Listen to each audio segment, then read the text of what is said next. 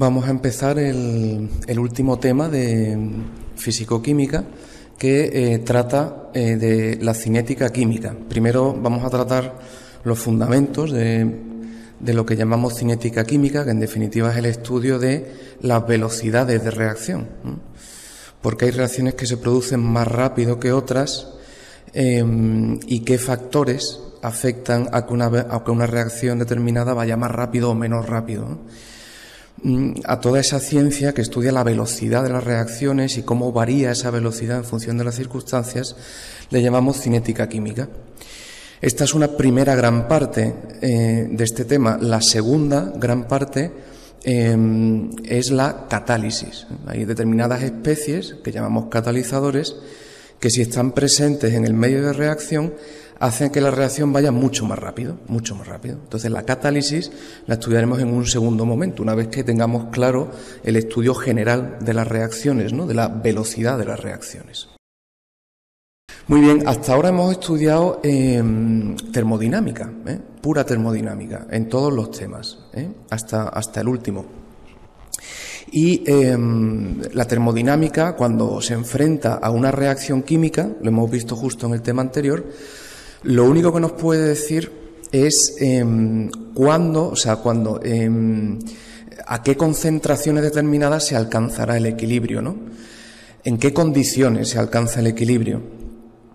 Pues hace falta que esta concentración crezca, esta disminuya, hasta que al final el cociente valga la constante de equilibrio. Estupendo, ¿no?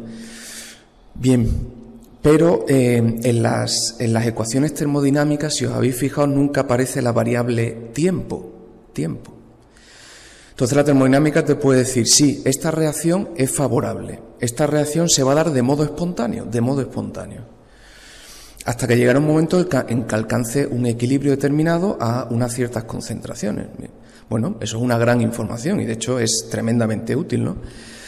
Pero resulta que hay reacciones que la termodinámica nos dice que ocurren de modo espontáneo y nos podríamos sentar aquí a esperar siglos a observar cualquier cambio, porque efectivamente esa reacción ocurre de modo espontáneo, pero ocurre de un modo tan lento que es que no podemos ni percibirlo.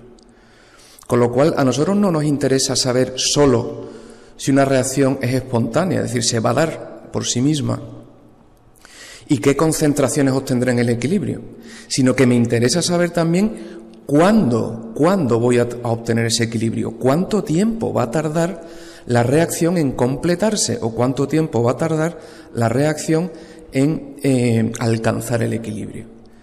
Y la termodinámica ante esa pregunta no dice nada, nunca trabaja con el tiempo, ¿no?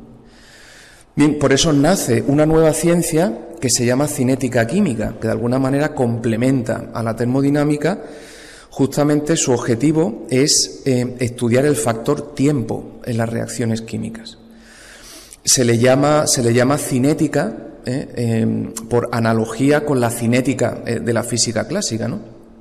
En la física, la cinética estudia la velocidad de cambio de la posición de un objeto, y a eso le llama velocidad. Es la velocidad con la que cambia la posición de un objeto. Bien, pues en cinética química también se trata de la velocidad de un cambio, pero lo que está cambiando ahora no es la posición de un objeto, sino la concentración de una especie. Cómo cambia en el tiempo la concentración de una especie, ya sea un reactivo o un producto. Por eso se le llama cinética, porque también medimos velocidades, en este caso velocidad de cambio en la concentración. Muy bien, y respecto al calificativo de formal, ¿por qué se le llama cinética formal? Porque, claro, esta ciencia empieza tratando de establecer los principios teóricos, ¿no? Las leyes, los conceptos básicos sobre los que después se pueda construir esta ciencia experimental, ¿no? Y se puedan estudiar pues las velocidades de reacción y los factores que la influyen y a todo eso poder darle ecuaciones con forma matemática y poder resolver, por tanto, este tipo de problemas desde un punto de vista analítico, es decir, a través de ecuaciones. Entonces, como es la base teórica, pues por eso se le asigna el calificativo de formal, ¿eh? Vamos a establecer los fundamentos de esta ciencia. De manera que queda claro que la termodinámica nos indica cuánto producto vamos a obtener una vez que se complete la reacción o una vez que se alcance el equilibrio. Mientras que la cinética me va a decir cuándo va a suceder eso, cuánto tiempo va a tardar en suceder eso. ¿Qué se propone la cinética química? Pues se propone determinar varias cosas. En primer lugar, la velocidad a la que ocurre una reacción. Habrá que definir este concepto de velocidad y cómo la vamos a medir. Muy bien, después los factores que afectan a dicha velocidad. Hay que comprobar si la temperatura, si la fuerza iónica, si la presión, si distintos factores afectan a la velocidad y de qué manera lo hacen. Bien, después establecer una ecuación que de alguna manera gobierna la cinética química, que me describe cómo evoluciona la concentración de un reactivo con el tiempo. Eso, poder expresarlo en una ecuación, y poder, por tanto, relacionar qué concentración tendré en cada momento. Dada una concentración inicial, pues conociendo mi ecuación, puedo decir en cada momento qué concentración voy a tener de esa especie. Bueno, pues esa ecuación hay que determinarla y ver cómo se determina, ¿no? La ecuación que gobierna esa velocidad. Y un cuarto aspecto, que también es muy interesante, se trata de encontrar el mecanismo de reacción. Es evidente que estas reacciones, si aceptamos la teoría atómico-molecular, pues sabemos que ocurren entre átomos o moléculas, que de alguna manera tienen que encontrarse entre sí para reaccionar. Entonces, en cinética siempre estamos tratando de encontrar cuál es ese mecanismo molecular, es decir, a nivel molecular, cómo interaccionan los reactivos que aparecen en la ecuación de la reacción, que me dice que 2 moles de este más 3 más 1 me produce aquello y lo otro. Eso en la realidad, las moléculas cómo interaccionan entre sí, todas de golpe o una detrás de otra, o eso cómo va. Cuando somos capaces de determinar lo que está sucediendo a nivel molecular, entonces hemos obtenido lo que se llama el mecanismo de la reacción. En cinética lo primero es el experimento, y esto hay que tenerlo claro, O sea, en cinética lo que vamos a ir midiendo siempre es la concentración de una determinada especie en una reacción y cómo va evolucionando con el tiempo. Tú vas con un cronómetro y vas midiendo, ¿no? Pues después de tantos segundos hay esta concentración, después de tantos minutos hay esta, y tienes una tabla donde se relacionan concentraciones que se han observado experimentalmente a distintos tiempos, conforme ha ido avanzando la reacción. Pues, por tanto, la cinética parte siempre del dato experimental. Y ahora, a partir de ahí, es cuando hay que acudir y tratar de extraer la ecuación que gobierna ese comportamiento experimental. Entonces, lo primero es, estos datos experimentales se analizan matemáticamente y se trata de ajustar dichos valores a una ecuación que relaciona, que pone la velocidad de la reacción, la velocidad, en función de las concentraciones de los reactivos. A esa ecuación se le llama ecuación de velocidad y es puramente empírica, o sea, se obtiene directamente de los datos observados, de mis tablas de concentración-tiempo. Somos capaces efectivamente a partir de esos datos de establecer una ecuación que relaciona la velocidad de un modo directamente proporcional a las concentraciones de los reactivos. Ya lo veremos, ¿de acuerdo? Después está la modelización teórica, Una vez que ya tenemos los datos experimentales y hemos obtenido la ecuación empírica experimental, la ecuación experimental de velocidad, pues ahora intentamos comprender y por tanto hacemos un poco de teoría. Dice, bueno, ¿y esto por qué ha salido esta ecuación? ¿Por qué esta concentración está elevada al cuadrado y aquella otra concentración está elevada al cubo? Y sin embargo, esta especie no interviene, está elevado a 0, por lo tanto vale 1, no interviene en la ecuación. ¿A qué se debe? ¿A qué se debe esos exponentes, no? ¿Por qué la velocidad depende de esa manera de las concentraciones? Para intentar responder a eso, tenemos que tratar de encontrar el mecanismo de reacción. Generalmente se encuentra que las reacciones no ocurren tal y como las escribimos, Cuando escribimos una reacción que tiene varios reactivos, se ve que es una reacción compleja, eso no ocurre todo de una vez. Primero reacciona este con aquel y produce aquello, y después eso que se ha formado reacciona con este otro y entonces forma lo de más allá, y después esto vuelve a reaccionar con lo primero. Y entonces al final esa reacción compleja que hemos escrito como si fuera de un único paso, en realidad se ha dado a partir de un montón de pasos sucesivos, de reacciones elementales, reacciones en las que interviene una o dos partículas como mucho habitualmente, ¿eh? Entonces son un montón de pasitos donde van reaccionando de dos en dos las partículas, y cuando yo sumo todos esos pasitos, efectivamente el neto, cuando hago la suma de reactivos y suma de productos y quito lo que me aparece a la izquierda y a la derecha, porque significa que si está en reactivos y productos es que no participo en la reacción, pues efectivamente cuando sumo todos esos pasos me queda la ecuación de la reacción general, de la reacción global. Pero la realidad es que ha ocurrido en un montón de reacciones pequeñas, que llamamos reacciones elementales. Bien, pues a partir de ese mecanismo de reacción, cuando yo soy capaz de describir todos esos pasitos que ha ido dando la reacción hasta completarse, entonces a partir de ese mecanismo, a partir de esos pasitos, yo puedo deducir una ecuación de velocidad para la reacción global. Sí, a partir de esos pasitos puedo construir la ecuación de velocidad para la reacción global, para la reacción compleja, para la reacción entera. Y entonces tengo que comparar la ecuación de velocidad que he obtenido a partir de mi modelo teórico con la que he observado experimentalmente a partir de los datos experimentales. Si coincide, pues significa que ese modelo podría ser, no quiere decir que sea, porque hay varios mecanismos de reacción distintos que suponen pasos diferentes, pueden acabar conduciendo a la misma ecuación de velocidad. Entonces, podría ser tanto este como el de más allá, porque todos ellos han dado la misma ecuación de velocidad que coincide con la experimental. Entonces, para poder decir definitivamente si un mecanismo es verdadero o no, aparte de que la ecuación que se deduce de ese mecanismo coincide con la experimental, aparte de eso, en el mecanismo nosotros habremos propuesto que aparecen unas especies que llamamos intermedias. O sea, que cuando este reacciona con el otro produce una especie que no aparece en la ecuación global. ¿Por qué? Porque esa especie que ahí aparece después reacciona y desaparece. Entonces, esas especies que aparecen en un momento y justo a continuación desaparecen, a esas especies le llamamos especies intermedias o intermediatos.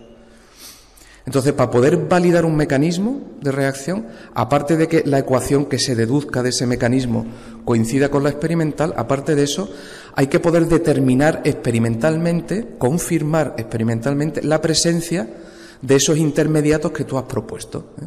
Porque esas especies no aparecen en la ecuación general. Luego, sí, están en tu modelo, pero ¿es real o no es real? Pues tenemos que, si han aparecido en algún momento, tienen que poder ser detectables por medios espectroscópicos o por el medio que sea. Y de hecho se puede hacer. Entonces, en cuanto se detecta ya, aparte del mecanismo global que me da la ecuación que coincide con la experimental, cuando se detecta alguna de las especies intermedias que yo he propuesto, entonces ya eso sí que da un espaldarazo definitivo al mecanismo de reacción. Y podríamos decir que probablemente es el mecanismo verdadero, ¿eh?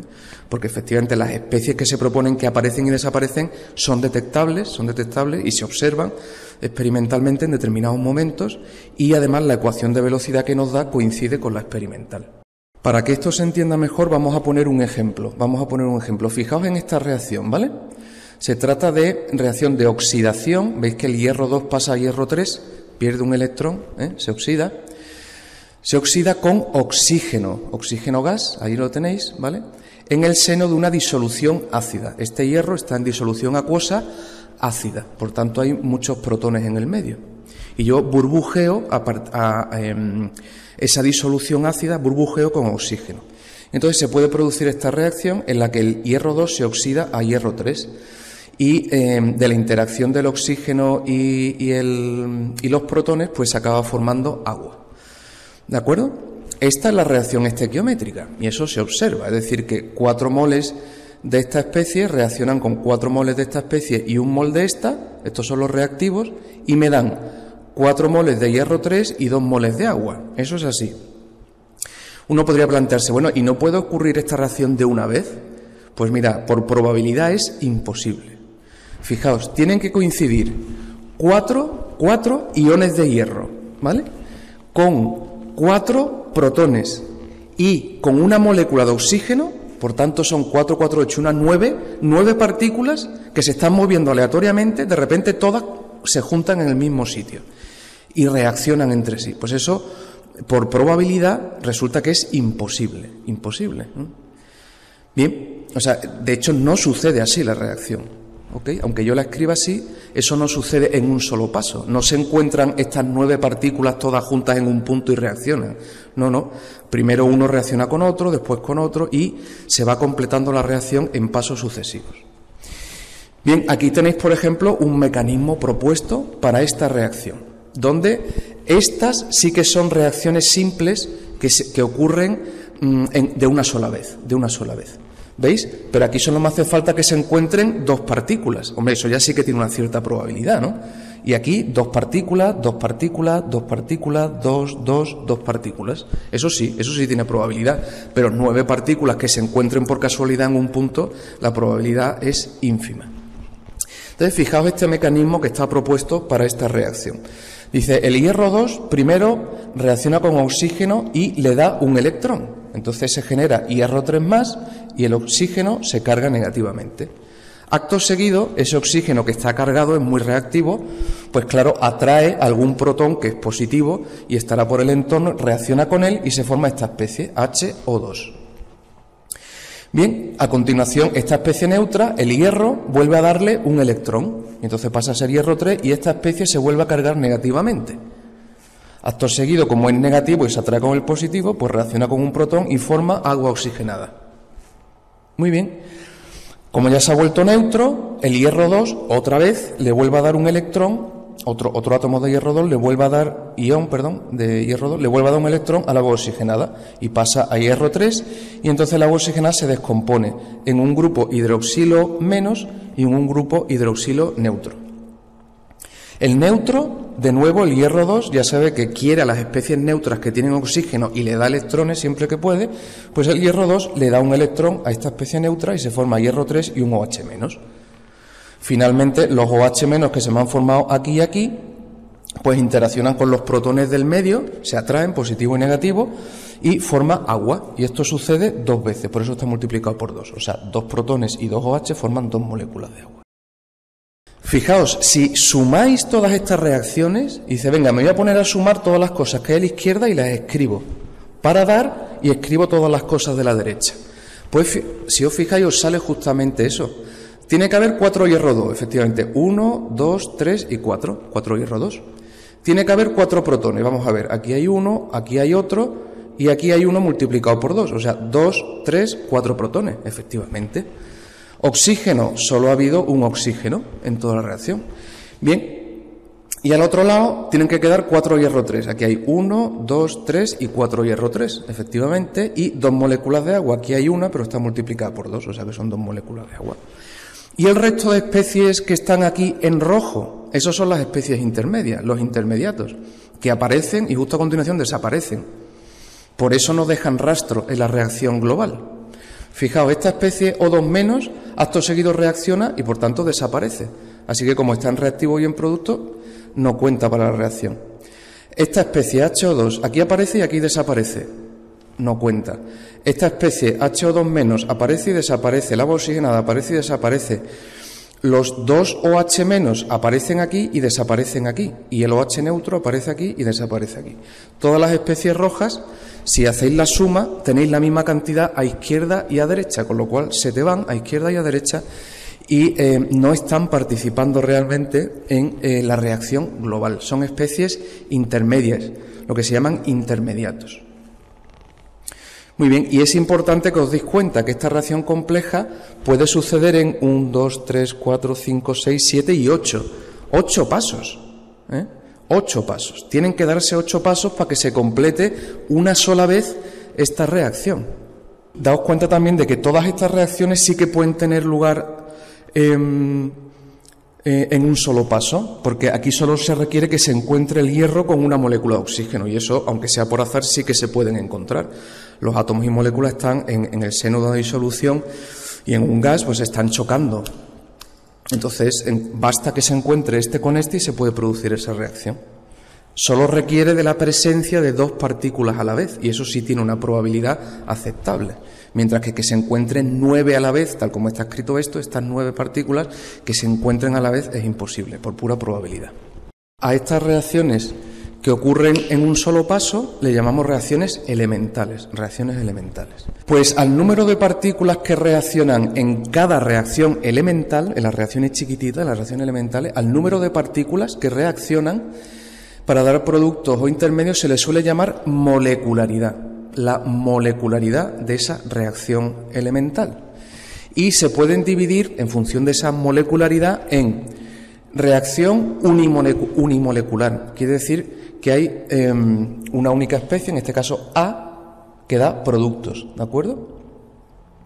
Un mol de A da productos. ¿Esto cuándo puede pasar? Pues, por ejemplo, cuando una molécula se disocia en dos partes constituyentes, ¿no? Por ejemplo, aquí esta especie gaseosa, N2O4, se descompone en dos moléculas NO2. Bueno, pues eso puede pasar, ¿de acuerdo? Tengo un mol de esta especie, produce 2 moles de esos productos. Es una especie unimolecular porque solo hay una partícula. En reactivos solo hay una partícula. Bien, también están las reacciones bimoleculares. Implica que para producirse hacen falta 2 moléculas.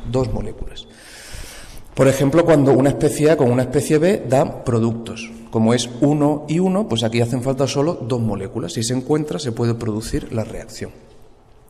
Pero también valdría esto, o sea que 2 de la especie A, 2 moléculas de A, chocan entre sí y dan productos. Aquí también harían falta 2 partículas, aunque sea de la misma especie, pero serían 2 moléculas, por eso está aquí este 2 delante.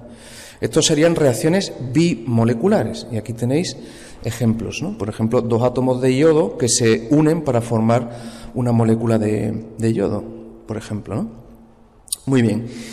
Y estas son las que más se dan, ¿vale? O sea, la inmensísima mayoría de las reacciones elementales, de las reacciones que ocurren en un único paso, o son unimoleculares o son bimoleculares. Si os fijáis aquí, todas eran bimoleculares. Y efectivamente, todas ellas son capaces de darme la ecuación general. Muy bien, y a veces de un modo muy raro, o sea, es infrecuente, bastante infrecuente, se pueden dar reacciones que llamamos trimoleculares, es decir, tienen que coincidir 3 partículas. 3 moléculas tienen que coincidir a la vez para producirse la reacción, que podrían ser 3 especies distintas, A más B más C, o 2 de una especie más otra, o incluso 3 de la misma especie, para dar productos, ¿no? Aquí tenéis un ejemplo, pero insisto, las reacciones trimoleculares que implican que se encuentren por azar 3 partículas a la vez son muy poco frecuentes, pero es muy improbable, Entonces, daos cuenta de que una reacción bimolecular o trimolecular va a depender de que se produzca o no de la probabilidad de que las partículas se encuentren y choquen. O sea, depende directamente de qué probabilidad hay de que esas 2 o 3 partículas se encuentren, porque hasta que no choquen, hasta que no se encuentren, no se puede producir la reacción. Y no solo depende de la probabilidad de que se encuentren, sino que una vez que se encuentren, la probabilidad de que ese choque genere la reacción. Porque hay veces que las partículas chocan y rebotan, y no se ha producido reacción ninguna. Entonces, ¿depende de la probabilidad de los choques? Sí, pero además hay que aplicar que cada choque, o sea, del número total de choques, solo un tanto por ciento dan lugar a la reacción. O sea, que depende de 2 probabilidades, de que se encuentren y de que una vez que se encuentren, la probabilidad de que se produzca la reacción. Vamos a pasar ahora ya a definir el concepto de velocidad de reacción y qué forma tiene la ecuación experimental de velocidad. Esa ecuación que hemos dicho que relaciona la velocidad de la reacción con las concentraciones de los reactivos. Muy bien, lo primero es definir la magnitud fundamental, que es la velocidad de la reacción. ¿Cómo vamos a definirla? Bien, sabemos que en una reacción lo que va cambiando es la concentración de una especie. Si es un reactivo, su concentración va disminuyendo, y si es un producto, su concentración va aumentando. Muy bien, entonces uno podría pensar en definir la velocidad como cuánto ha variado la concentración en la unidad de tiempo. Y dice, pues por segundo esto ha variado medio molar, ¿no? ahora es medio molar menos concentrado que al principio, ¿no? Después de un segundo. Bueno, pues esa es la velocidad de reacción, medio molar por segundo. Bien, el problema que tiene eso es que la velocidad a la que desaparece un reactivo y la velocidad a la que aparece un producto vale solo para ese reactivo o ese producto. ¿Por qué? Porque la velocidad a la que aparece o desaparece una especie depende de su coeficiente estequiométrico. Imaginad una reacción tan simple como que una especie A da 2B. Pues yo sé que en el mismo tiempo en que ha desaparecido uno de A, en el mismo tiempo han aparecido 2 de B. Luego B aparece el doble de rápido. Por cada uno de este aparecen 2 de este. Luego B crece el doble de rápido que lo que decrece A. Así que la velocidad de aparición de B es el doble de la velocidad de desaparición de A. Bien, entonces si estamos interesados en definir una velocidad de la reacción en su conjunto, por tanto no la velocidad de esta especie o la velocidad de esta especie, sino una velocidad que caracteriza la reacción completa, pues entonces tenemos que buscar otro modo de definirla. Porque si la definimos como hemos dicho en función de la especie, pues entonces tendremos varios valores. Cada especie tendrá su propia velocidad. Bien, aquí hay que tener en cuenta que la velocidad de una especie, todavía no hemos definido la de la reacción, sino la de una especie, como varía la concentración con el tiempo, para un producto saldría positivo, claro, porque la concentración va aumentando. Entonces, la variación de concentración, como al final es mayor que al principio, final menos principio me sale positivo. Eso porque es un producto que se está formando. Pero si es un reactivo, el modo en que varía la concentración es negativo, porque al final, después de un cierto tiempo, tengo menos concentración que la que tenía al principio. Entonces, final menos principio me sale negativo. Y sin embargo, nosotros con la velocidad lo que queremos definir es la rapidez de un proceso. Y por tanto, tiene que ser un valor positivo, siempre, sea reactivo o sea producto. Entonces, para que salga positiva la velocidad de desaparición de un reactivo, pues se le pone delante un signo menos, se le cambia el signo. Como sé que va a ir disminuyendo la concentración, pues le pongo un menos delante y así me da la misma velocidad, pero me lo da en positivo. Y las velocidades siempre las vamos a definir en positivo, porque quieren representar la rapidez con la que sucede un determinado proceso, en este caso la variación de concentración. Así que, si estamos hablando de la velocidad de aparición de un producto, pues sería directamente la variación de la concentración de esa especie, de ese producto, en el tiempo. Por ejemplo, en esta reacción general, si escojo un producto C, pues sería cómo varía la concentración de C con el tiempo. Esa sería la velocidad de aparición de C. Bien, mientras que la velocidad de desaparición de un reactivo, porque el reactivo va desapareciendo, va disminuyendo, pues sería menos cómo varía la concentración de ese reactivo con el tiempo. Por ejemplo, si de estos reactivos escojo el A, pues la velocidad de desaparición de A sería menos cómo varía la concentración de A con el tiempo. Si queremos determinar un único valor de velocidad que caracteriza la reacción completa, pues lo único que tenemos que hacer es dividir la velocidad de cada especie, ya sea de aparición de un producto o de desaparición de un reactivo, dividir la velocidad de cada especie por su coeficiente estequiométrico. En el ejemplo que hemos puesto antes de que una especie A da 2B, hemos dicho que la velocidad que aparece B es el doble, claro, porque por cada vez que desaparece uno de A han aparecido 2 de B. Va el doble de rápido. Entonces, si la velocidad es el doble, pero yo la divido por el coeficiente estequiométrico, fijaos, el coeficiente estequiométrico de B es 2. Si es el doble y la divido por 2, se me queda exactamente igual que la velocidad de desaparición de A.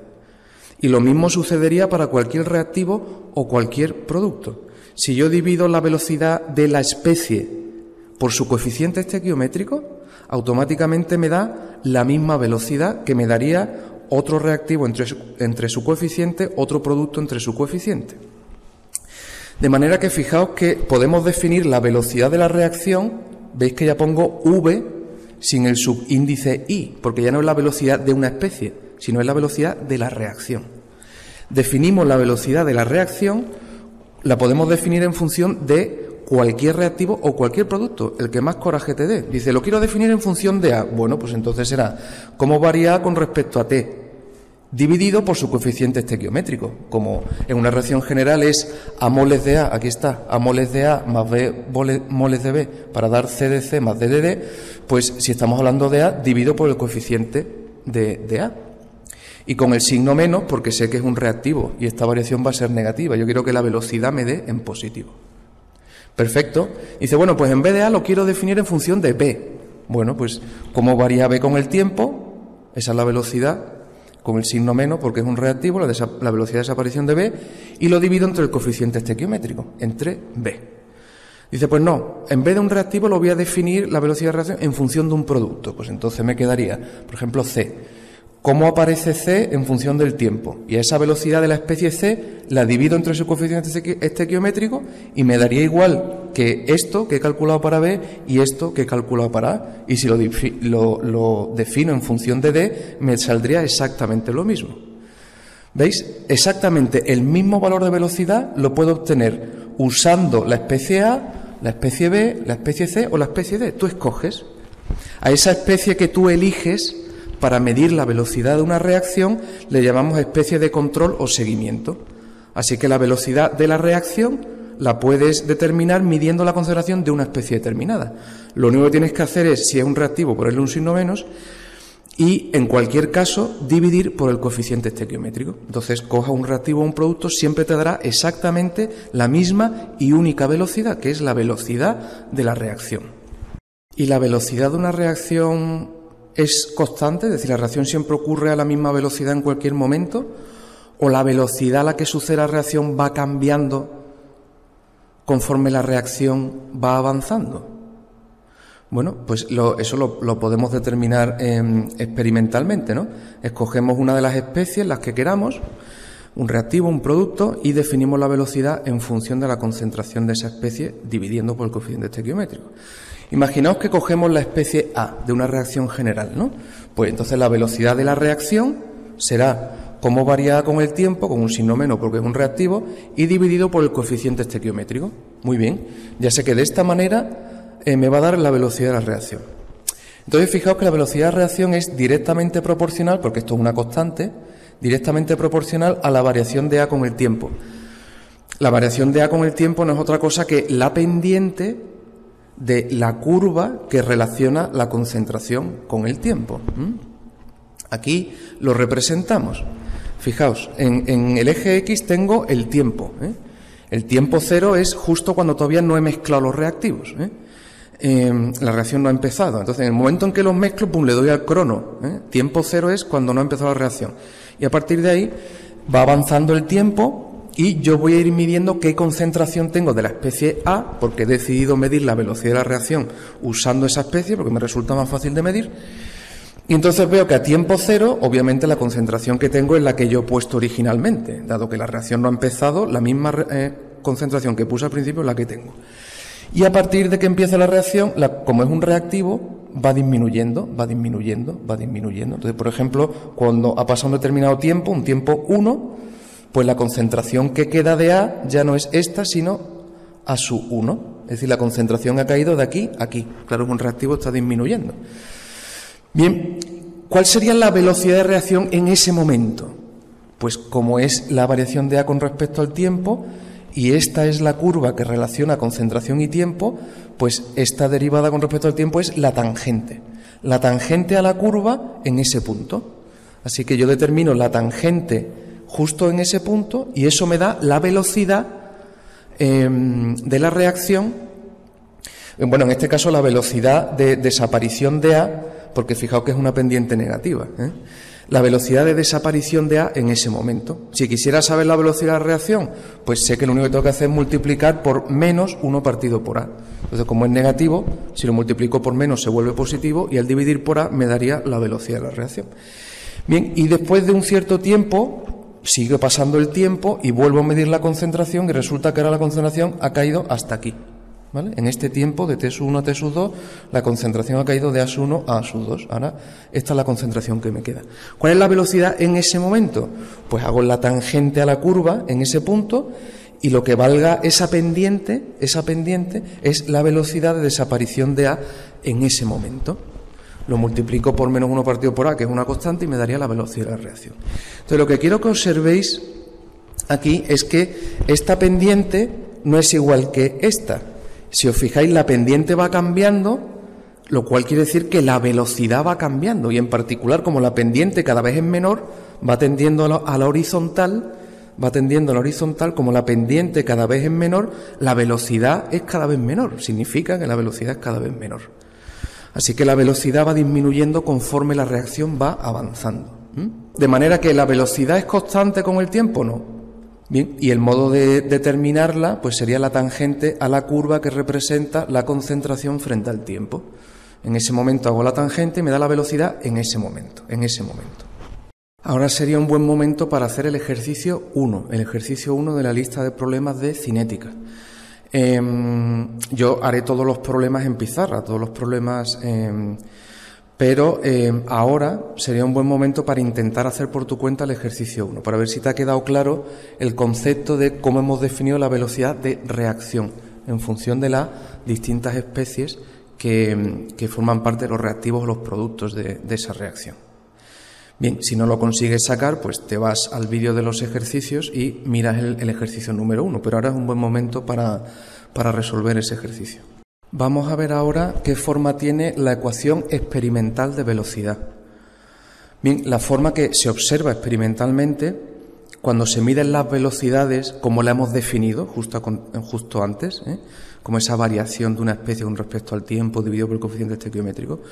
Cuando se miden esas velocidades experimentalmente, se encuentra que hay una relación directa entre la velocidad que tiene la reacción en un momento determinado y las concentraciones de los reactivos que haya en ese momento. De los reactivos, no de los productos, O sea que la velocidad que mido resulta que es proporcional a las concentraciones que haya en ese momento de reactivos, elevado cada una de esas concentraciones a un exponente. Ese exponente no es el coeficiente estequiométrico. En general, no es el coeficiente estequiométrico. Por eso, en vez de poner aquí A, B o C, he puesto alfa, beta y gamma, queriendo indicar que no son los coeficientes estequiométricos.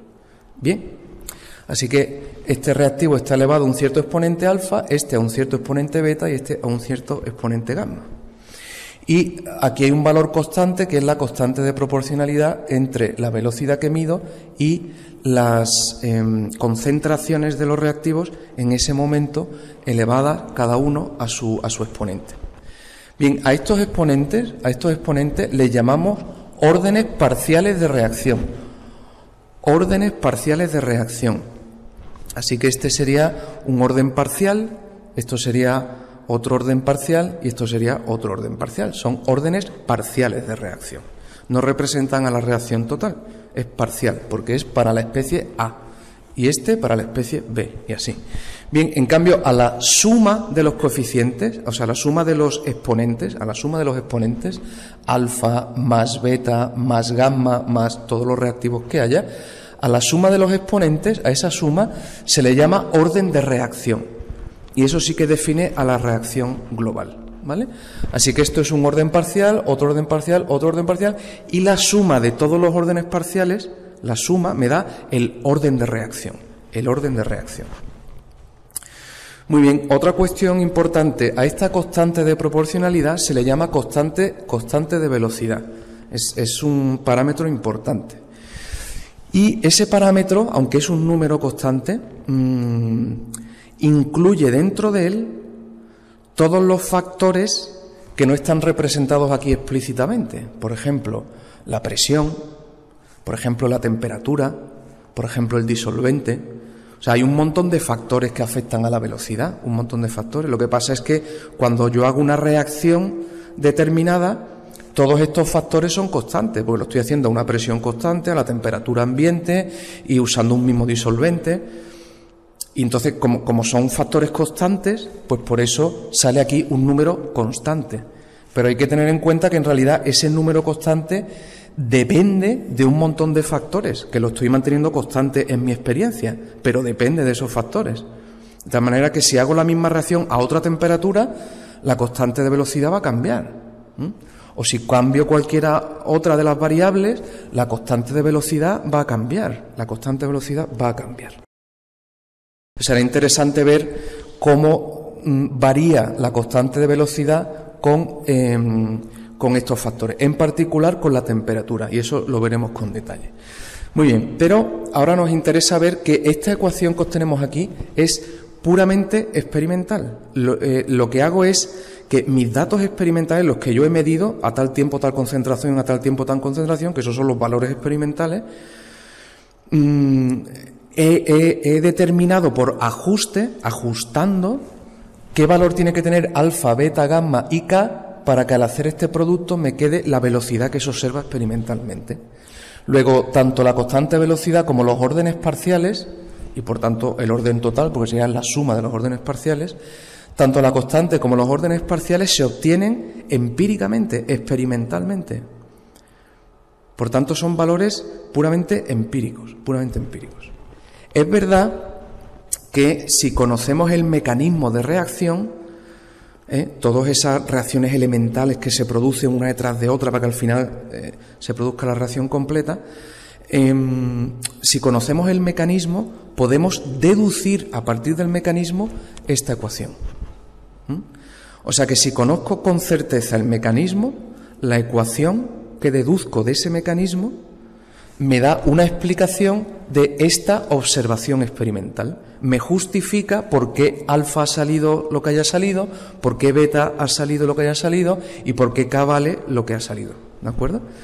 Así que ese mecanismo me permite interpretar y justificar, explicar los valores concretos que se han obtenido empíricamente, experimentalmente, para K, para alfa, para beta y para gamma. ¿De acuerdo? Por eso siempre es interesante determinar ese mecanismo, porque en cuanto determinas el mecanismo, eres capaz de explicar por qué aparecen esos valores en la ecuación de velocidad. Y en función de eso ya dominas bastante bien la cinética de esa reacción y puedes modificar algunos factores en el sentido de que aumente la velocidad de la reacción o del modo en que más te convenga, ¿no?, para obtener una serie de productos en un momento determinado. Hemos dicho que la ecuación de velocidad se obtiene experimentalmente. Bueno, pues vamos a ver efectivamente cómo se produce, cómo se hacen esas determinaciones. Y vamos a ver que hay dos métodos fundamentales, ¿no? El método de integración y el método diferencial. Son dos métodos para determinar la ecuación de velocidad. La velocidad en la reacción química está habitualmente influida por numerosos factores. Ya algunos lo hemos descrito ya antes, ¿no? Pero fijaos, depende de la concentración de los reactivos, depende. Depende de la concentración de los productos, depende. Depende de la concentración de catalizadores si los hay, depende. Depende de la temperatura, sí, y de la presión, también. Y de la constante dieléctrica del medio, también. Y de la fuerza iónica y de la viscosidad, etcétera. Es decir, hay una cantidad inmensa de factores que afectan a la velocidad a la que se produce una reacción. Esta es la forma experimental de la ecuación de velocidad. Y todos estos factores, ¿dónde están aquí? Ya lo hemos dicho antes, todos esos factores están incluidos en la constante. ¿Por qué? Porque cuando se lleva a cabo una reacción particular, se está llevando a cabo en una presión determinada, a una temperatura determinada, con un disolvente determinado y unas condiciones determinadas. Y esas condiciones son constantes en el transcurso de la reacción. De manera que como esos factores que afectan a la velocidad son constantes, pues entonces se engloban todos dentro de este valor constante. Están todos incluidos ahí. De manera que no existe una única constante de velocidad. Tú la determinas y dices, no, está la constante de velocidad ya para siempre. No. La constante de velocidad depende de a qué temperatura, de a qué presión, de en qué condiciones. Bien, ¿cuándo queda completamente definida la ecuación de velocidad? Pues cuando, aparte de conocer los órdenes parciales, estos exponentes, alfa, beta y gamma, conocemos también cómo cambia la constante con la presión, con la temperatura y con otros factores. Cuando conocemos alfa, beta y gamma y cómo varía la constante de velocidad con los factores que afectan a la velocidad, hemos determinado completamente la ecuación de velocidad. Bien, entonces en estas condiciones de trabajo, que son las habituales, en las que nosotros mantenemos constante todas las circunstancias, salvo las concentraciones, que son las que están variando, pues en esas condiciones hay varias formas de obtener la ecuación de velocidad. Una sería directamente a lo bruto, tratar de ajustar a una función matemática cualquiera las concentraciones experimentales en función del tiempo. Dice, pues venga, lo voy a ajustar a una parábola, o no, a una exponencial, o a un polinomio. Hay muchas funciones matemáticas a las que se podría ajustar unos determinados valores de concentración en función del tiempo. Bien, eso valdría para decir, bueno, pues a tanto tiempo tendré tanta concentración, pero me vale solo para ese experimento, ¿eh? Y además no me permite comprender por qué la reacción es así o cómo puedo modificar las condiciones en un sentido que me resulte favorable, porque no entiendo nada, sencillamente he ajustado una ecuación cualquiera y ya está. De esa forma es muy poco útil, ¿eh? Hay otras dos maneras. Bien, lo primero es decir que la ecuación de velocidad se puede expresar en forma diferencial, que es justo lo que hemos expresado aquí, cuando relacionamos la velocidad con la concentración, esta forma se le llama forma diferencial. Pero hay otra forma de expresar esa misma ecuación y es integrando. Y si tú integras esa forma diferencial, te queda la forma integrada, donde tienes una relación entre concentración y tiempo, ¿vale? Así que puedes expresar la ecuación de velocidad o en forma diferencial, donde hay velocidad enfrente de concentración, o en forma integral, donde hay concentración en función del tiempo, ¿vale? Velocidad en función de concentración o concentración en función del tiempo. Forma diferencial, forma integrada. Bien, ¿cuál es el modo habitual de proceder para determinar la ecuación de velocidad experimentalmente? Bueno, pues normalmente se suele proponer un mecanismo de reacción, a partir de él deduzco la ecuación de velocidad y una vez que tengo esa ecuación de velocidad que he deducido de mi modelo teórico, pues ahora lo comparo con los datos experimentales y veo si se ajusta a los datos experimentales, tanto si los expreso en forma integrada, es decir, concentración frente a tiempo, como si los expreso en forma diferencial, es decir, velocidad frente a concentración. Bueno, pues para determinar los órdenes de reacción, que eso siempre van a estar presentes, ya sea en forma diferencial o en forma integrada, los órdenes de reacción, o sea, los órdenes parciales, alfa, beta y gamma, siempre van a estar ahí. Entonces, para determinar esos exponentes, esos órdenes de reacción, hay dos métodos fundamentales. Al que usa la forma integrada de la ecuación de velocidad se le llama método integral, y al que usa la forma diferencial se le conoce como método diferencial o de las velocidades iniciales. Y ya veremos por qué eso de las velocidades iniciales. Entonces, vamos a ver ambos métodos, porque los usamos muchísimo. Empezamos por el método de integración. Entonces, esto se trata de definir la ecuación de velocidad diferencial y integrarla. Y entonces me va a quedar una relación entre la concentración y el tiempo. Vamos a ver esto cómo se hace. Obviamente, para poder integrar la ecuación de velocidad, yo tengo que saber el orden de reacción. Entonces, en el método de integración lo que hacemos es suponer un orden, integramos y vemos qué relación me queda entre concentración y tiempo, para ese orden que he supuesto. Ahora imagino otro orden distinto, integro y veo qué relación me queda entre concentración y tiempo. Y ahora supongo otro orden y me queda otra relación. Entonces al final tengo 2 o 3 relaciones de concentración frente a tiempo y puedo comparar con mis datos experimentales.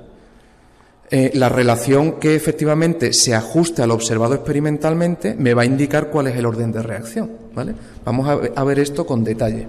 Para ilustrar este método y hacerlo de un modo fácil, lo vamos a aplicar a una reacción sencilla, que podemos escribir como una reacción unimolecular donde una especie A se descompone en una serie de productos, ¿de acuerdo?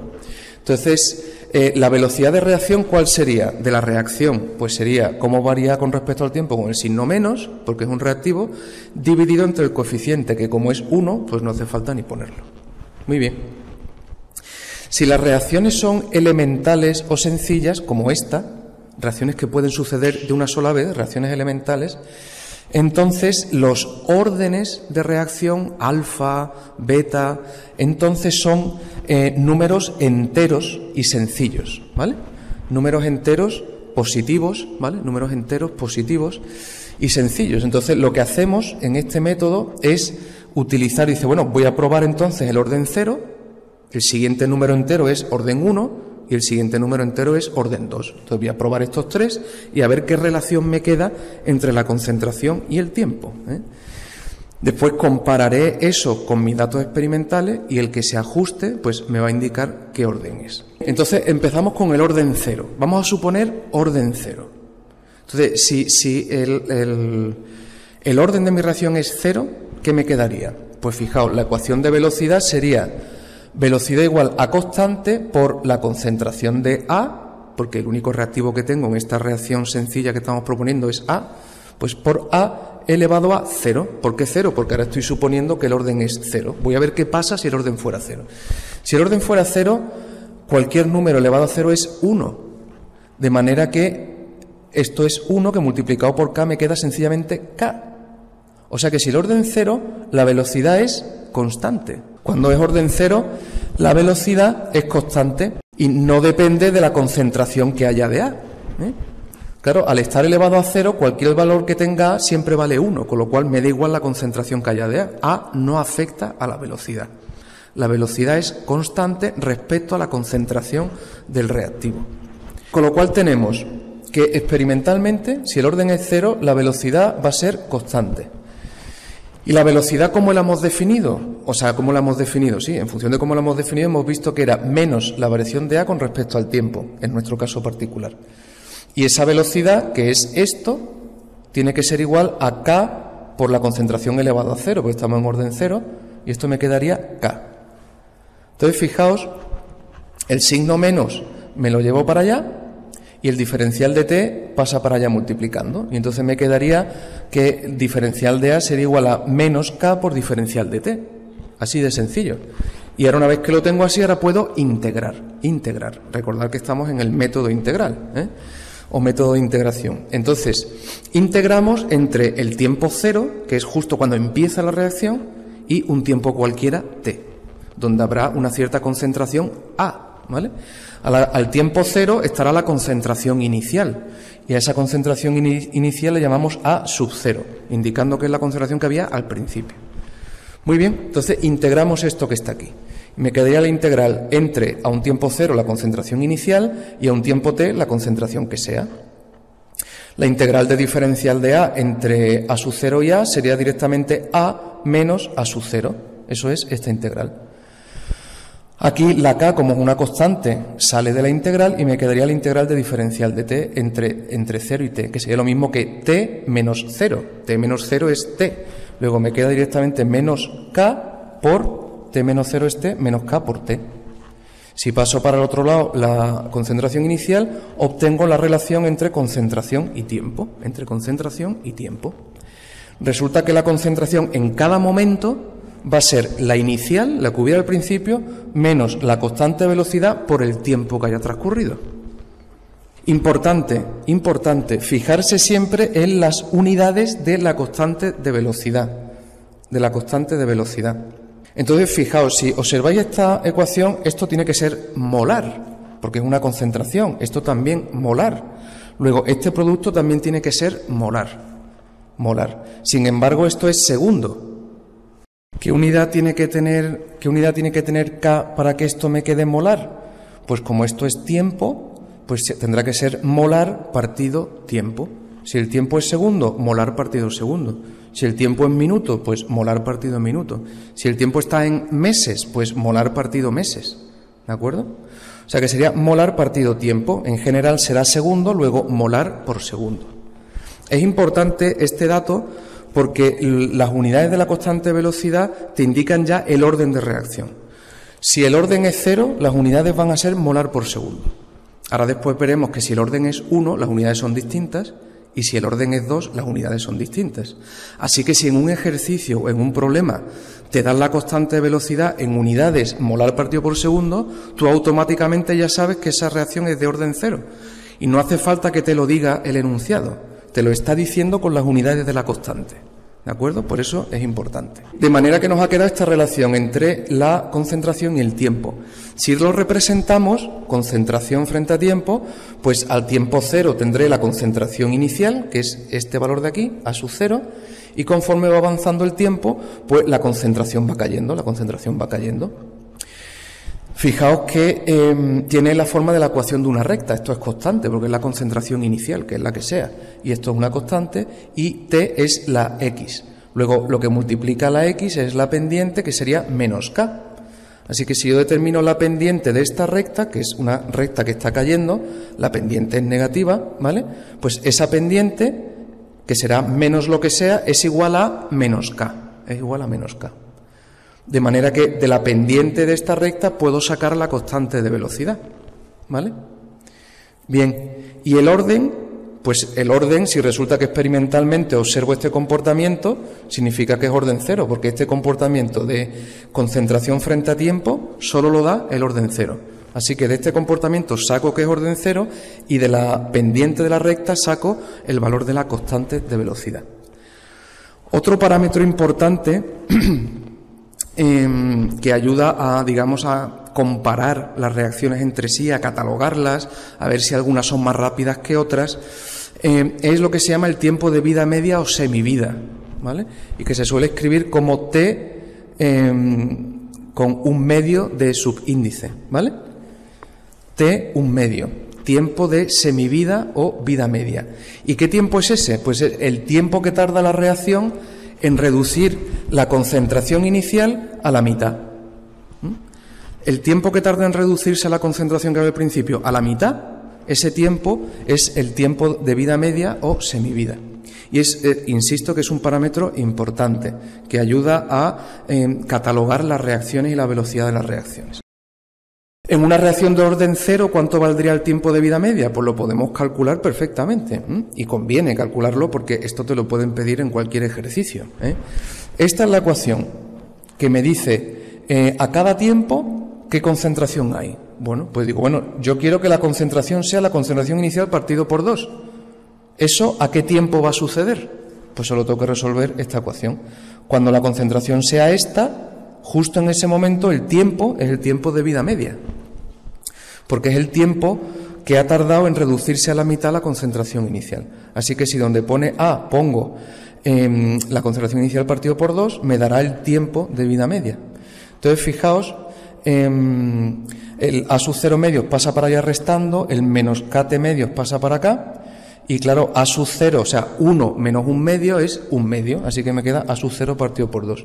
Y aquí, esto que ha venido para acá sumando es K por T 1 medio. K pasa dividiendo, y fijaos, el tiempo de vida media en una reacción de orden 0 es la concentración inicial partido 2K.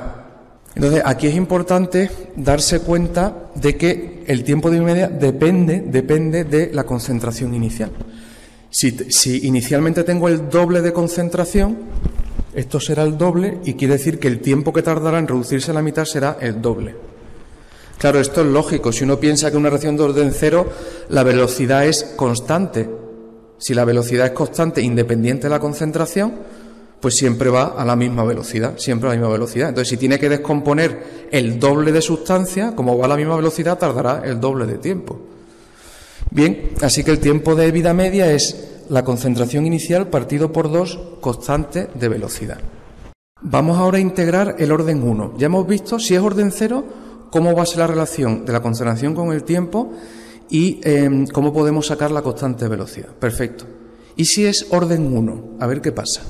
Bien, si es orden 1, la velocidad sería K por la concentración de reactivos, que en esta reacción sencilla es sencillamente A, elevado a 1. ¿Por qué? Porque estamos suponiendo orden 1, es una suposición, luego es 1. Entonces, si es 1, velocidad va a ser K por la concentración de A.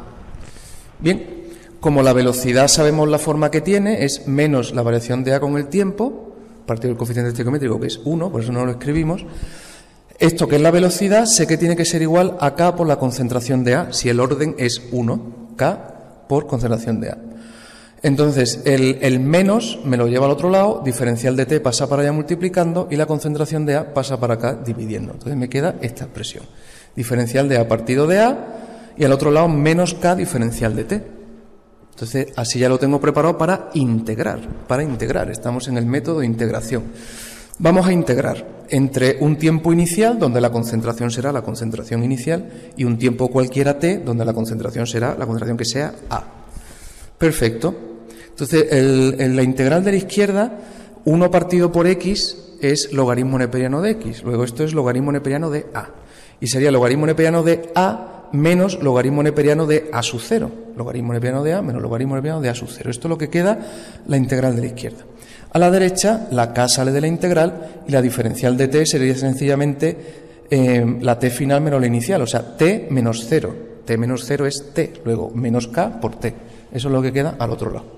El logaritmo de la concentración inicial lo paso al otro lado sumando y esta es la relación que obtenemos. Ahora ya no es directamente la concentración, ahora es el logaritmo neperiano de la concentración. Entonces, fijaos ahora en las unidades de la constante de velocidad. Un logaritmo no tiene unidades, luego no unidades, este producto no puede tener unidades. Si este producto no puede tener unidades y el tiempo tiene unidades, luego k tendrá unidades de tiempo menos 1, Si el tiempo está en segundo, la constante será segundo menos 1. Si el tiempo está en minuto, la constante será minuto menos 1. Y si está en horas, pues hora menos 1. Tiempo menos 1. Perfecto.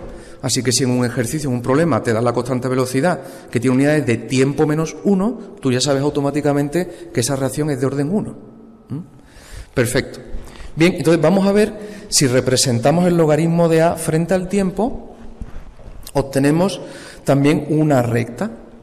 Pero ahora fijaos que no es concentración frente a tiempo, sino logaritmo neperiano de concentración frente a tiempo. Si yo represento de mis datos experimentales, le hago el logaritmo neperiano a las concentraciones y obtengo los valores, tengo los logaritmos y los represento frente al tiempo y veo una línea recta, ya sé que es orden 1, Y si es así, entonces, como la x es el tiempo, lo que multiplica la x es la pendiente, pues de esta pendiente, que es negativa, porque esto es reactivo y su concentración va disminuyendo, pues esa pendiente negativa menos lo que sea será igual a menos k. Menos con menos se va y te queda el valor de la constante de velocidad. ¿De acuerdo? Así que si de tus datos experimentales de concentración frente a tiempo le haces el logaritmo a las concentraciones y representas esos logaritmos frente al tiempo y te queda una línea recta, necesariamente es orden 1. Y de la pendiente de esa recta sacas el valor de la constante de velocidad. Bien, por último, dentro de orden 1, vamos a ver el tiempo de vida media. A ver cómo es el tiempo de vida media en una reacción de orden 1. Sabemos que lo único que tenemos que hacer es sustituir en la ecuación general cuando el valor de a un tiempo cualquiera, cuando el valor de a sea el inicial partido por 2. Eso me va a dar el tiempo al que sucede esa concentración, y ese tiempo es justamente el tiempo de vida media. Así que donde aparece a, pongo a sub 0 partido por 2 y automáticamente ese tiempo va a ser el tiempo de vida media.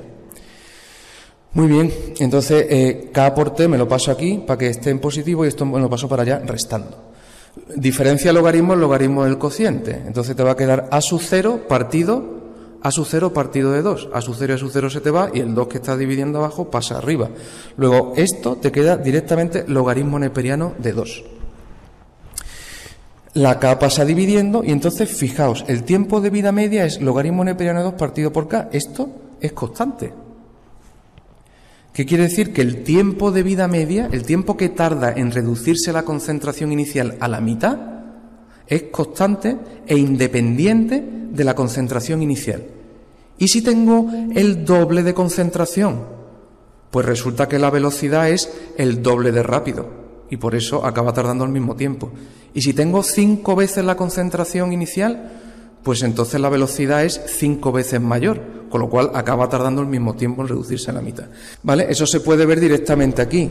Si esta concentración es el doble, la velocidad es el doble. Si esta concentración es el triple, la velocidad es el triple. ¿Por qué? Porque es orden 1.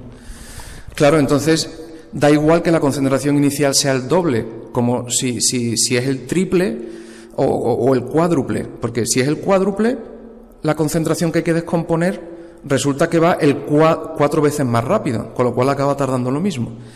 Así que independientemente de la cantidad inicial que haya, el tiempo que tarda en reducirse a la mitad es siempre el mismo, y es logaritmo neperiano de 2 partido por k. Logaritmo neperiano de 2 partido por k.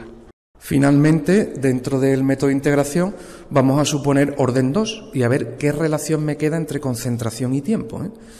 Hasta ahora hemos visto en el orden 0 una relación directa concentración frente a tiempo, en orden 1 era una relación logaritmo neperiano de concentración frente a tiempo y ahora en orden 2 vamos a ver qué pasa.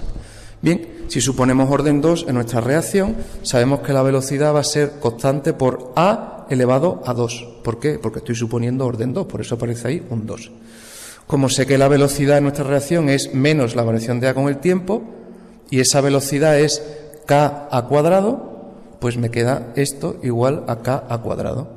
El menos me lo llevo para allá, diferencial de T pasa multiplicando y A cuadrado pasa aquí dividiendo.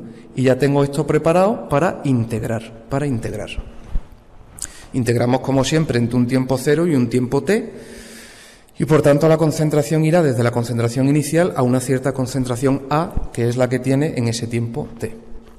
Muy bien, aquí me queda la integral de 1 partido x cuadrado. Eso sería menos 1 partido por x, ¿vale?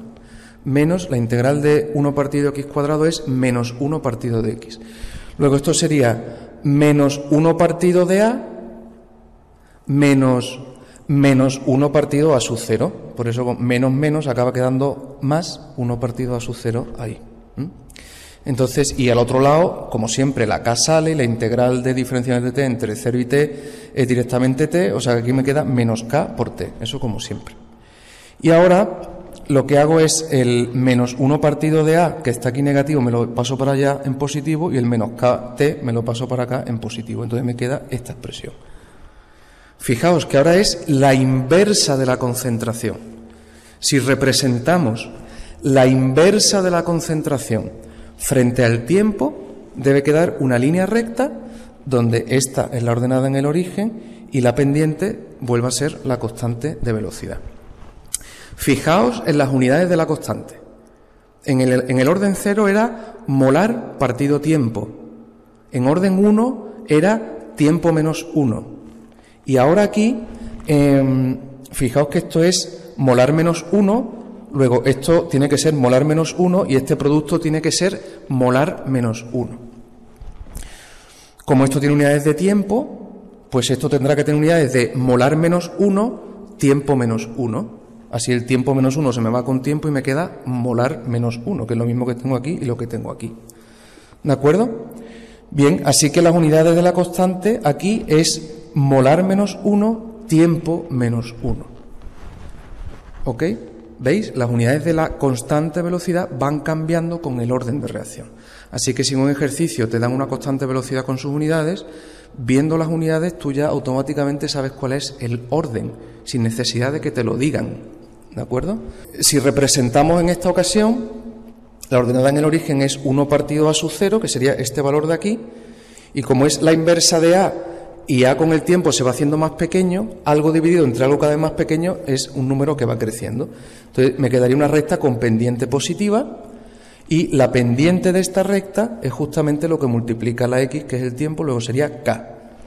Así que si yo de mis datos experimentales cojo las concentraciones que he medido, le hago la inversa a las concentraciones y represento las inversas frente al tiempo y me queda una línea recta así, automáticamente sé que necesariamente es orden 2, necesariamente. Y de la pendiente de esta recta, sacaré la constante de velocidad. Así que veis, por el método de integración, sencillamente comparamos las relaciones que tendría que ser si fuera ese orden con los datos experimentales. Y el que cuadre, ese me va a dar el orden que es. Bien, y una vez que determino el orden, pues a través de la pendiente de esa recta puedo sacar la constante de velocidad. Por último, dentro del orden 2 vamos a ver el tiempo de vida media. Bien, como siempre, el tiempo de vida media será cuando la concentración sea la original partido por 2.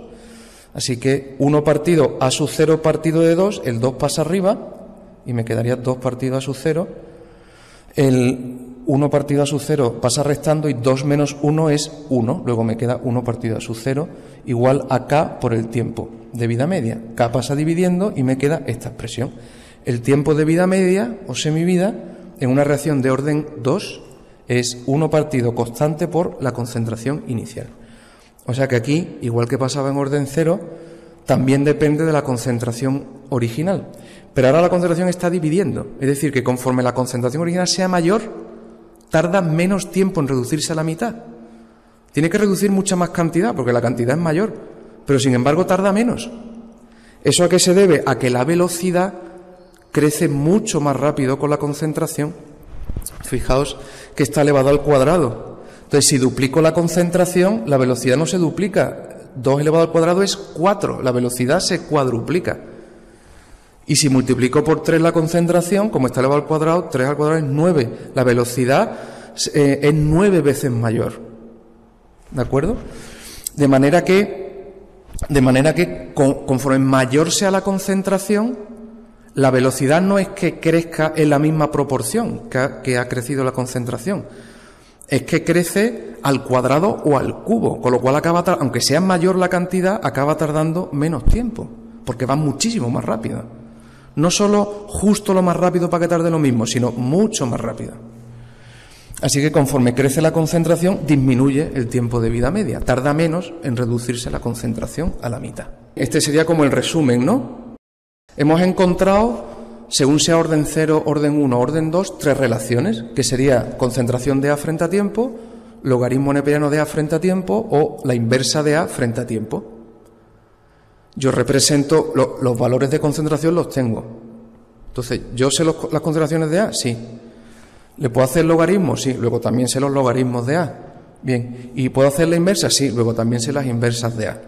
Entonces, sé la inversa, sé el logaritmo y sé la concentración. Y los tiempos los tengo. Pues represento A frente a tiempo, logaritmo de A frente a tiempo y 1 partido de A frente a tiempo, y el que me dé una línea recta, ese es el orden. Ese es el orden. Y de la pendiente, si es orden 1, pues será igual a menos K, si en orden 0 será igual a menos K, y si es orden 2 es igual a K.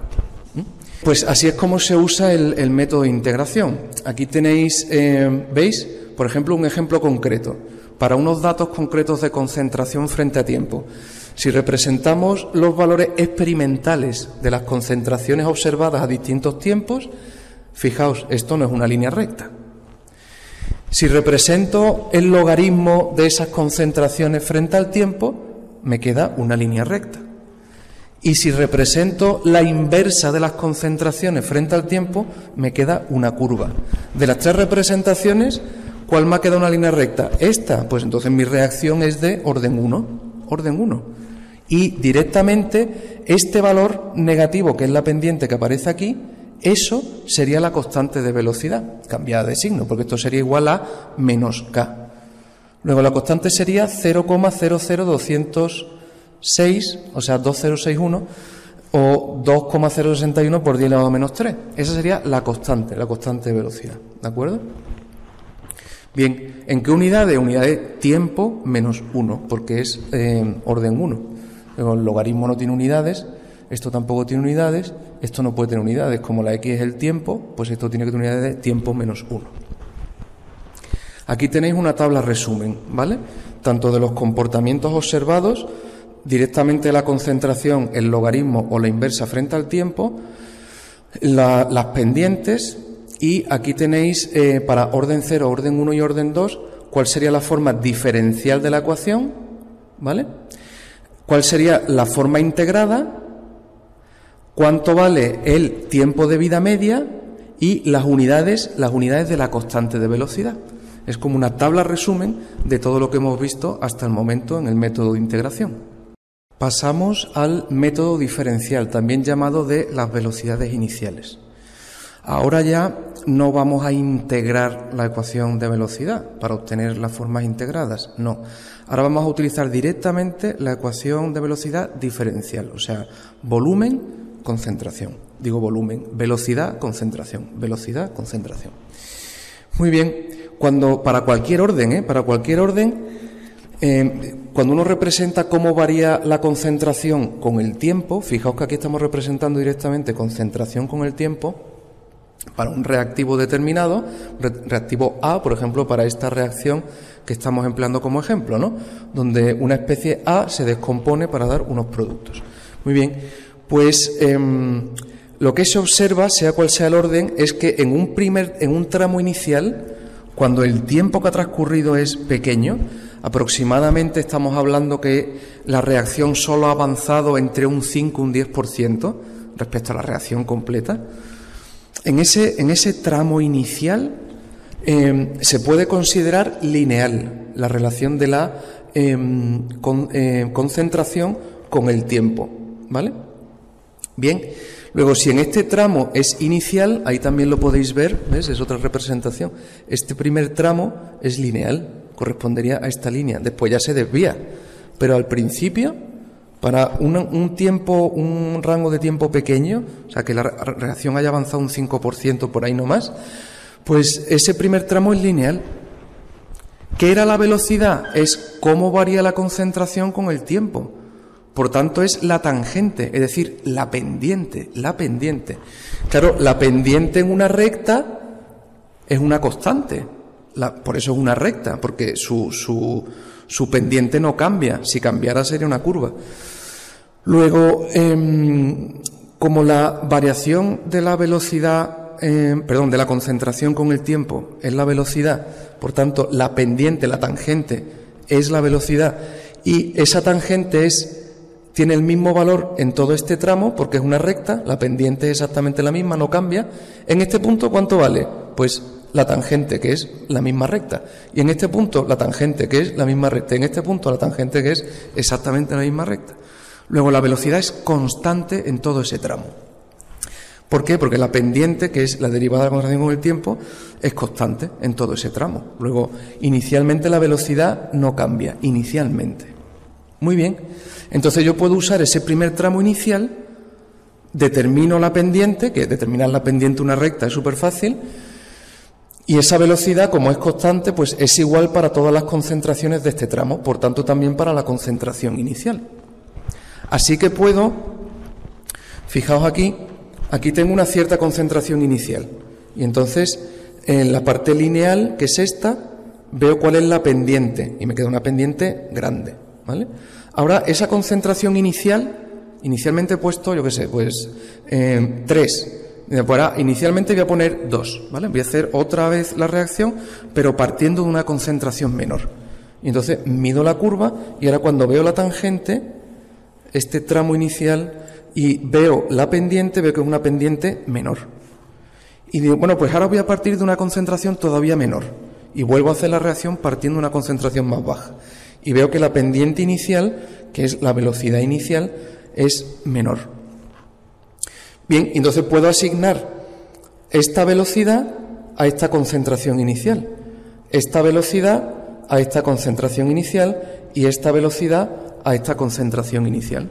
Luego tengo valores de velocidad inicial que corresponden a determinadas concentraciones iniciales. Entonces tengo valores experimentales de concentraciones iniciales, velocidades iniciales.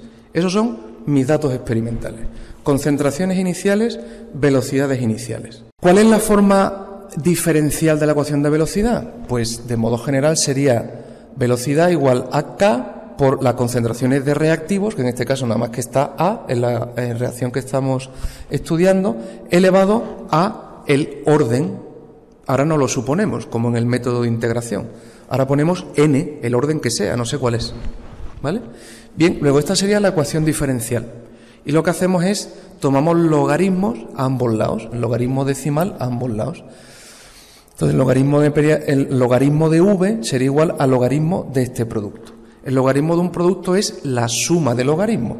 Luego me quedaría el logaritmo de k más el logaritmo de a elevado a n. Usando las propiedades de los logaritmos, este exponente puede pasar delante. Entonces me quedaría esta relación. Fijaos, si yo represento el logaritmo, porque esto se cumple a cualquier tiempo, ¿no? Si yo represento el logaritmo de la velocidad inicial frente al logaritmo de la concentración inicial, que son valores experimentales que tengo, debe quedar una línea recta cuya pendiente es el orden de reacción y cuya ordenada en el origen es el logaritmo de la constante de velocidad. Así que si represento el logaritmo de las velocidades iniciales, de estas velocidades, frente al logaritmo de las concentraciones iniciales, obtengo una recta de este tipo, donde la pendiente de la recta es justamente el orden de reacción, el exponente de la A, el orden de reacción. Eso es la pendiente. Y la ordenada en el origen, el punto donde corta la recta al eje, la ordenada, es el logaritmo de la constante velocidad. Y por tanto, de ahí, de la ordenada, puedo sacar la constante de velocidad. De la pendiente saco el orden y de la ordenada saco la constante de velocidad. Así es como se usa el método diferencial o de velocidades iniciales, que se lo debemos a Van Hoff. Hasta ahora hemos visto esta reacción sencilla, una especie A que se descompone en productos. Pero ¿qué ocurre en una reacción general donde, por ejemplo, reacciona A con B? Pues que entonces la ecuación diferencial tendrá esta forma, Será una constante velocidad, como siempre, las concentraciones de los reactivos, en este caso A y B, elevado a los órdenes parciales alfa y beta, que no los conozco. Entonces, ¿y ahora cómo uso el método de integración, el método diferencial? Porque ahora tengo aquí dos. Pues lo que se suele utilizar es lo que se conoce como método de aislamiento. ¿Y esto en qué consiste? Pues que como hay dos reactivos, uno de ellos pongo una barbaridad de concentración, ¿vale? Mientras que del otro pongo muy poco. De manera que, aunque reaccione todo del otro, que es el factor limitante, pues ese se va a acabar enseguida, esa cantidad es tan pequeña en comparación con todo lo que he puesto del que está muy concentrado, que es que puede suponer la concentración del muy concentrado constante, porque lo que le ha podido quitar ese poquito que ha reaccionado es despreciable,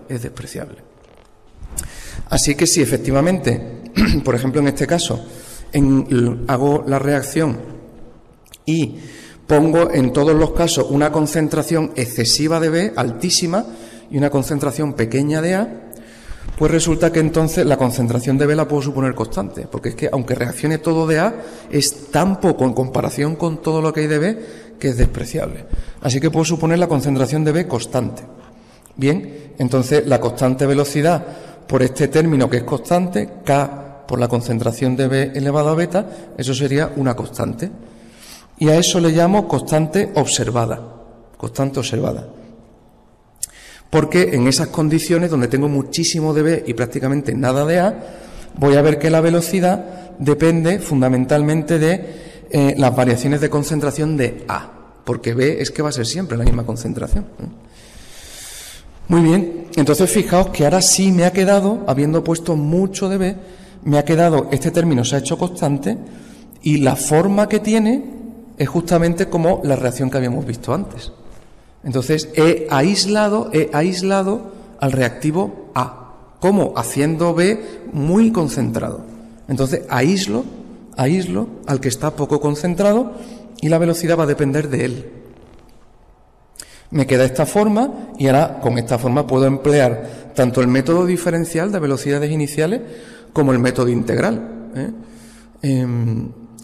Represento las concentraciones de A frente al tiempo, o el logaritmo de las concentraciones frente al tiempo, o la inversa de las concentraciones frente al tiempo, y el que quede lineal pues me da este orden. Y si hago el método diferencial o de velocidades iniciales, represento el logaritmo de V frente al logaritmo de la concentración inicial, y la pendiente me daría el orden, alfa, y la ordenada en el origen me daría el logaritmo de la constante observada. ¿De acuerdo? Bien, de esa manera ya habríamos obtenido alfa. ¿Y si ahora quiero determinar beta? Pues hago justo lo contrario. Y digo, bueno, pues ahora voy a poner una concentración brutal de A y de B voy a poner un poquito de nada. Entonces, como A está tan concentrado, lo poco que vaya a reaccionar B, porque hay nada de B, pues es que ni le afecta. Con lo cual, ahora es A la que se hace constante, y entonces la multiplicación de la constante por esta concentración que es constante también, y le llamo constante observada, y me queda esta forma. Aquí puedo aplicar de nuevo tanto el método diferencial que hemos visto como el método de integración. Y de esa manera determinaríamos B. ¿Vale? Poniendo una concentración mucho más alta de A que respecto a B, hemos aislado a el reactivo B. Método de aislamiento. Y de esa manera, aislando al reactivo B, haciendo que la velocidad solo dependa de B, puedo usar tanto el método diferencial como el de integración para determinar el orden parcial respecto de b, o sea, para determinar beta, ese exponente. Y así funciona el método de aislamiento. Si tuviera 3 reactivos, pues pongo 2 de ellos en muchísima concentración y uno de ellos en concentración pequeñísima. Entonces determino el orden de ese. Y después lo hago con los otros 2 y así voy determinando los órdenes de cada uno de los reactivos, aislándolo. Y lo aíslo poniendo muy poca concentración de ese y muchísima de los otros. Llegados a este punto, es el momento de hacer los ejercicios del 2 al 7, de los ejercicios del 2 al 7, que van fundamentalmente sobre la ecuación de velocidad, la velocidad en general, y aplicar pues el método de integración, el método diferencial y todo lo que hemos visto hasta este momento.